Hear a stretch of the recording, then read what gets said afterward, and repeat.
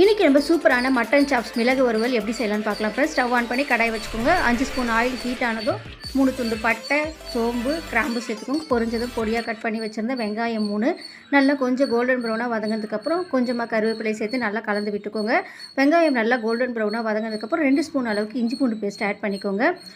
2 spoon அளவுக்கு சேர்த்துக்கலாம். சேர்த்து நல்லா கலந்து விட்டுக்கோங்க. பொடியாக கட் பண்ணி வச்சுருந்த தக்காளி ஒரு 2 தக்காளி அதிகமான அளவு சேர்க்கக்கூடாது. சேர்த்து நல்லா கலந்து விட்டுக்கோங்க.